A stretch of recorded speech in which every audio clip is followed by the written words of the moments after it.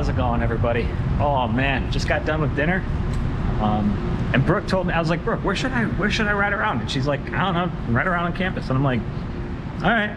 So I don't know if I talked about it in a previous video, but I pulled back on that a lot. Honestly, because, well, there's a lot of clients who I had that are reducing marketing budgets right now because, I mean, the economy is doing okay, but not great. And it's probably not going to be doing great here in a little bit. So I figured, man, you know, if my current clients are already doing this, and I need to find a couple other things to make some money out. So with the problem is that when you do that, you then have money that you invested into a specific business. At least the way I have it set up is that I put a decent amount of money into the consulting business, buying software, buying product, buying tools to help improve the status of my clients. So I put that in there with the initial calculation that I had. I would have it all paid off by now. But with pulling back on that and going into other areas instead, one of the issues with that is that I now have some debt in that business that I'm trying to pay off. I mean, not that I can't make the payments. I can easily make the payments. It's really not a lot of money. It's just something that I'm like, you know, it's there. I just kind of want it gone. I don't want to deal with it. So I'm just picking up other stuff that maybe is a little bit more recession proof, I guess, that I can use to pay this off and then kind of keep this on the side until we get through the recession, or, you know, on the upswing, and then like have the base set there, have everything going, and then like push really hard, right? So I'm trying to balance some other things too, because I'm doing fine. Like I'm doing fine right now, right? I'm not complaining about this at all. But the goal is that, okay, so marketing's kind of recession dependent.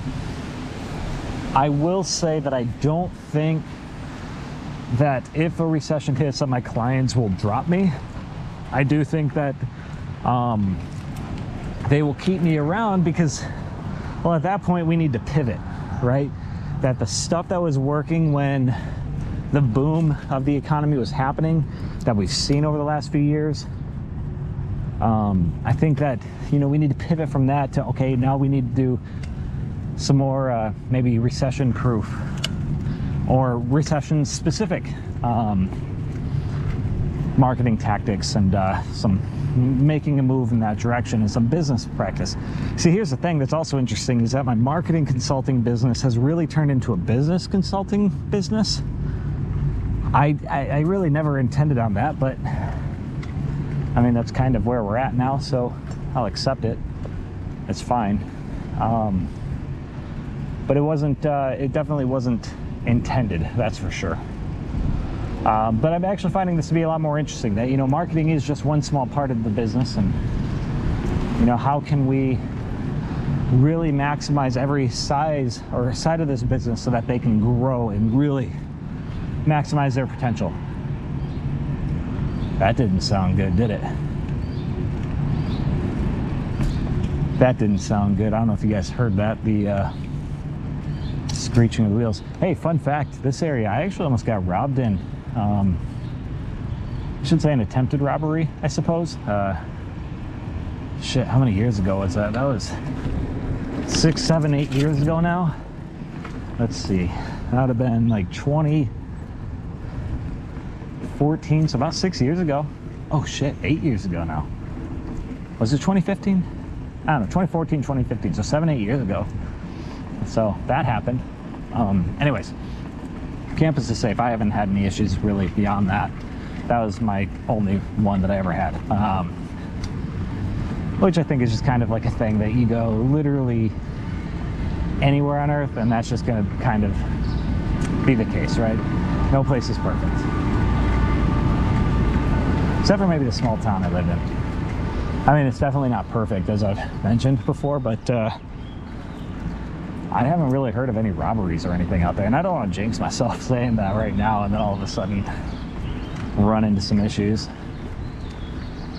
But anyway, so business consulting, marketing consulting, I don't want to say it's not recession proof, that's for sure. Because the issues with recessions is that, I mean, yeah, it impacts people's pay, it impacts a lot of different things, but it impacts people's businesses, right? So from a small business perspective, who I'm intentionally and specifically working with, you know, there's going to be, unfortunately, small businesses that go out of business. It's unfortunate, but it is a reality. My goal is that the businesses I work with don't go out of business, right? Oh, got a chipmunk. Oh, okay. Trying to get out of his way. That's the goal, and that's what I'm trying to work with people to do that. But also, one of the issues with being a consultant is that you can't guarantee that people will follow through on your recommendations. You know, I can sit there and scream from the top of the earth, like, here are the things we need to do. But I'm not in a position because, again, I'm a consultant. I'm not an owner of the business. I don't have a majority stake in the business. Anything I say, this is what we need to do, I can do it, but I need the permission of the business owner or owners to do it. And while that is comforting for business owners to know that, hey, you know, I still retain control of my business, this is just an advisory role. And it does, I mean, in some ways it comforts me to know that, you know, this isn't entirely up to me. There are other people who are making the final decision. One of the issues is that, well, they don't have to do what I tell them that they really should do. So even if I recommend, like, hey, here's how we can avoid, I don't want to say avoid going out of business. I don't want to mislead anybody with this statement, right? But here are some things that we can do to cut expenses, to increase profits. Here are some things that we can make happen so that we can hopefully continue to grow and not be as affected by the recession as some other businesses who maybe aren't doing this will be. But again, being a consultant, being in an advisory role, I can't force people to do that. I can't force them to make decisions. I can't force them to action. I can only try to persuade and convince. And it doesn't matter how good at persuasion and convincing and negotiating and influence, it doesn't matter how good you are at these things, there will be some people who just won't listen. They will, whether or not it's because you failed as the consultant, I failed as a consultant to convince them, or if it's because they genuinely don't believe that's the right path for the business, or they just don't want to do the work, whatever it may be, make the pivot. Let's try a wheelie. Okay. Whatever that may be, I have to accept it and deal with it, right?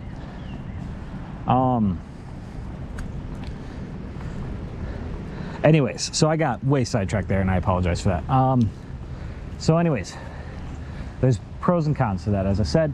But again, it's when business is tight, when profits are tight, when money's tight, people don't want to spend the money. They're much more reluctant to spend the money on a consultant to come in and help shape things up and fix things. Now, with that being said, I understand the argument, and I might even make the argument that, well, maybe that's the time that you need to, is when things aren't going right. Okay, so everybody has the complaint or the argument that, well, I don't have the time for this, or I don't have the money for this. I don't know if this is the wisest way for me to spend my money. Everybody says that. But on the other hand, you also have the perspective that I have of, well, nobody ever has the money to do things correctly the first time. They always try to cut money, they always try to skimp and cut corners, try to do all these things, and then it blows up in their face And then all of a sudden they got to spend more money the second time around to fix the mistakes, to get them back to where they were, and then spend that extra money spend that initial lump sum, basically, maybe, or even more than they initially would have had to, on top of what they already spent to fix the issues, just to get back to where they could have been going the first time. So my argument would be, if things aren't going right and you genuinely, and you think like there's a way to make this business work, you should probably talk to a consultant. You should probably talk to a outside source that can be like, okay, well, here's some things that we can do right now to fix these issues and get back on track. Now look, it's possible, and here's what I would say. There are some consultants and there are some people who will not do that and will just be like, oh, we can totally fix this, don't worry, pay me this much money and we'll do it. But no guarantee. You know, obviously there's no guarantee. But the way I approach that as a consultant is like, okay, let's meet. What are the issues that you're facing? What is this that's going on? Oh, there's a kitty cat. Hey. Shaw. Walk sign. Hey, kitty cat. 13, 12, 11. You just living on 10, campus, bud? 9, 8, 7. You see the cat? I don't know if you can see the cat. No, this is a little kitty cat. Cute little kitty cat. I already got too many at home, otherwise I'd be like, hey, I'll help out, but I got way too many at home already. Anyways, the way I approach these situations as the consultant is to say, okay, what are the issues that you're having? What are your goals? That first meeting's always free, right? What are your goals? What are these things? What are the issues that you're facing? What are your personal goals? What are your business goals? What are the competitors that you have? What are some opportunities? You know, we conduct a SWOT analysis, we conduct a brand audit. We do all of these things to really understand where you're at and where you want to go. And here's what I'll say. If I don't think that you can do that, I'm going to tell you. I established a rule. I established it with work in Michigan. I've established it with this video. I've established it with Implement Impact. I've established it with my own consulting business and really a philosophy on life. I'm not going to tell you the things that make you feel good. I'm going to tell you the honest truth. And sometimes that honest truth hurts. I understand that. But I think it's better to hear that up front and immediately than to carry on down the road and then all of a sudden be like, oh yeah, I figured that's about how it's going to go. And then you feel betrayed. That's not the goal. The goal is to be honest up front. And if I don't think that your business is going to make it, I'll tell you, like, here's the things that I think you need to do, but I don't think it's going to work. I'm sorry. And here's why. Here's the data that I'm looking at. Here's the stuff I'm thinking that I don't think it's going to work. And that's not an easy conversation to have. It's not a fun conversation to have, but oh, I missed it. Okay, that was my bad. Oh. Although I gotta say, that went better than I thought it was gonna go. When I missed it, I was like, uh-oh, that's not good. But I made it out relatively scot-free, so that's good.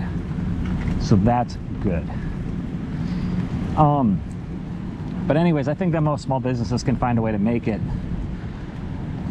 through a recession with the right strategy, with the right business goals, with the right marketing tactic, with the right people in charge to really consider this from all angles. I do think that a lot of businesses can make it. Not every. Look, don't get me wrong. I'm not going to sit here and tell you like every business can make it and it's all up to you. It's pure capitalism. Because unfortunately, and this one gets me in trouble with my capitalist friends, in a pure capitalistic society, I'm like, absolutely, I agree. Unfortunately, America has a lot of corporatism. You know, we look at the banks of the last, 20 years or so, in the last recession, a lot of small banks closed in favor of large conglomerates. And we all know those big names, right? And we saw that back in 2020 there, which is, not been dubbed the greatest wealth transfer in human history. All the small businesses were closed down, everything was shut down for everybody, but the big businesses, they could stay open, they could do this, and we saw Amazon get bigger. We saw the big box stores get way bigger and make way more money and record profits and record income growth for the top people. Now look, that's not me saying, oh, we need to get rid of capitalism. Not at all. I'm a firm believer in capitalism. Absolutely. Especially to a certain degree, regulated capitalism. I'm a fan. I believe in that. But just because I believe in this, and this is an ideal espoused by politicians, doesn't mean that any of them on the left or the right, Democrats or Republicans, actually follow that. And there's a lot of... 8, 7. There's a lot of bullshit, I guess. I don't mean to turn this into like a negative channel by any means, but it is true that unfortunately we have issues with it's not capitalism. Government's definitely not looking out for the average American or for the small business. And by the way, small businesses employ 50% of the population, right? 50% of the jobs are through small businesses. So before people fall for the, well, you don't want the big businesses to fail because they employ so many people, and think of all the people who would be impacted by that. Regardless of what happens, you're impacting 50% of the population, right? So that argument doesn't make sense. But I do think that there could be a lot more done for small business owners, especially if the government doesn't decide to fuck them like they usually do, overburden them and give the brakes to the big businesses, and screw over the small to medium-sized guy. So if the playing field was level, I do think that most small businesses can make it. And for all of the downsides of a recession, one of the positives are that the bad businesses go away. They default, they fail. That's, sad, but true. And ideally what happens, and again, this is ideally in a perfect world, ideally what would happen is that those small business owners who did not manage things well, who were maybe shady, who were cooking the books a little bit, who were not doing things right, I guess, for lack of a better word, those people would go out of business, and then their employees would have an opportunity to start something up better. And then, they win because they make more money, and the consumer wins. And then the folks who would have been running them, yeah, see, the fountain's up. Look at that. Wonderful, beautiful, gorgeous. Anyways, so the ideal would be that things would kind of just reset themselves. That kind of works, but kind of doesn't. And unfortunately, there's a lot of pain on the margins whenever we go into a recession, and that's a real bummer. And I'm not going to sit there and be like, oh, so it's a worthwhile issue, or I'm not saying any of that. I'm just kind of discussing this philosophically.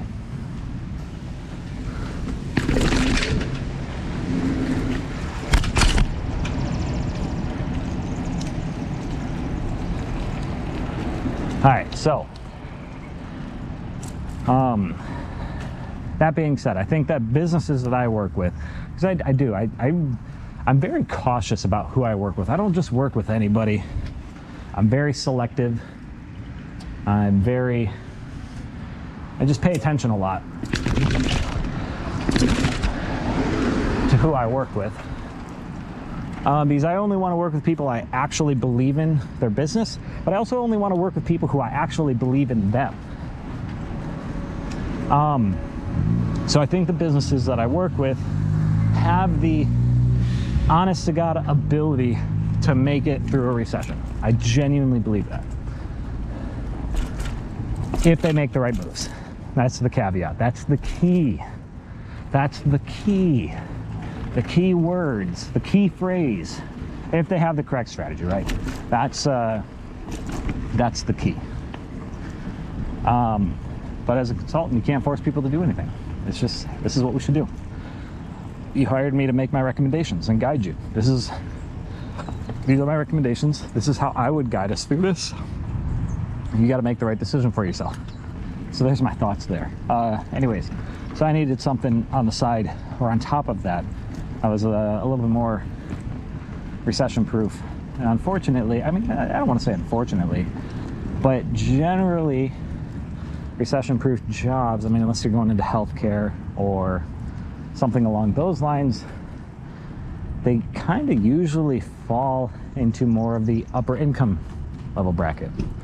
Upper middle class, upper class, you know, these areas, which isn't unfortunate by any means. I mean, many small business owners kind of find themselves in the middle class, and successful ones upper middle or to upper, right? So that's wonderful. That's great. I'm happy about that. Good for them. I'm aiming to get there myself, right? But I'm trying to find things, and I'm opening up different endeavors targeted more towards that demographic.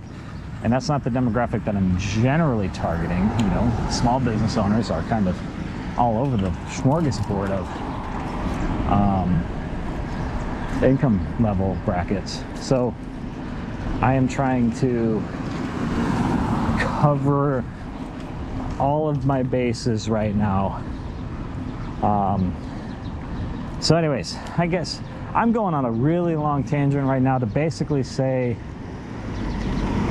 if I am correct in my analysis, if I am correct in my beliefs here, we're definitely going into a recession. And I think that this one's going to be bad. I do. I genuinely believe that. I am concerned, and again, none of this is financial advice. Talk to your own financial planner, financial advisor, your own tax person, your own business consultant, whoever it may be. Talk to your own person. This is just my thoughts. I'm not giving advice here. I am... Ooh, stairs. Okay.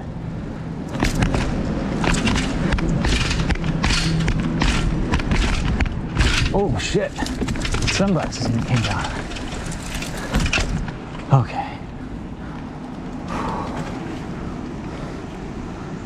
Oh. Man, that watch actually, I don't know if you can see that where it hits. It actually doesn't feel too good.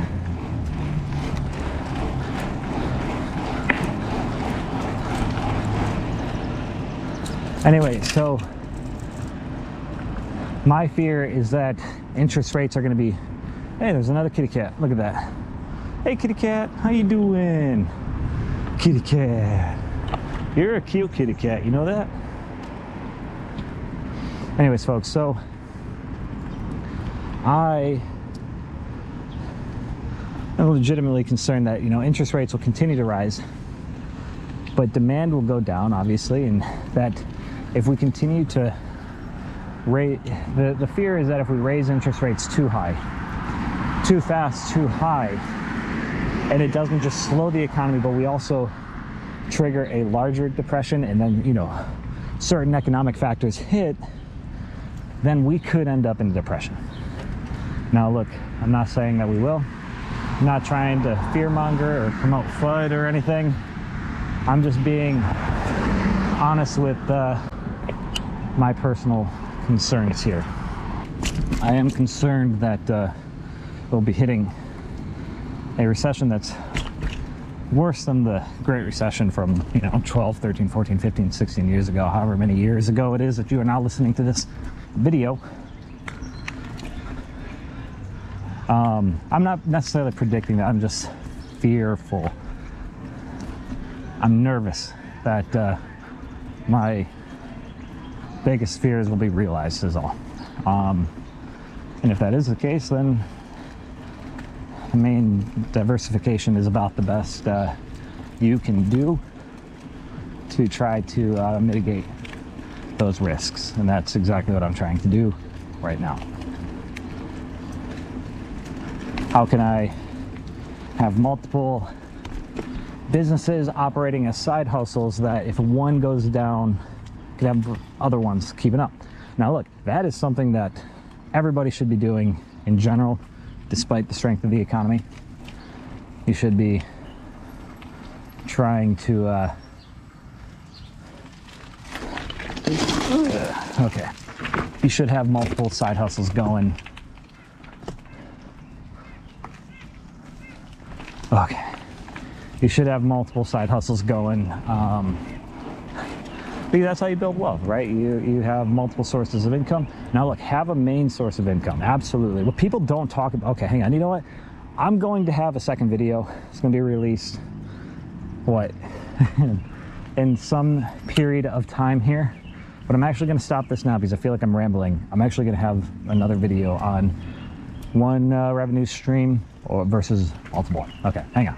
All right, folks, so that's all for like part 1 of this video. I'm definitely going to do part 2. I'm going to start recording that right here, actually, because I think it's that important that I want to get into it, but I want to dedicate my own video to it because I think that there's a lot of... Okay, until next time, have a great day.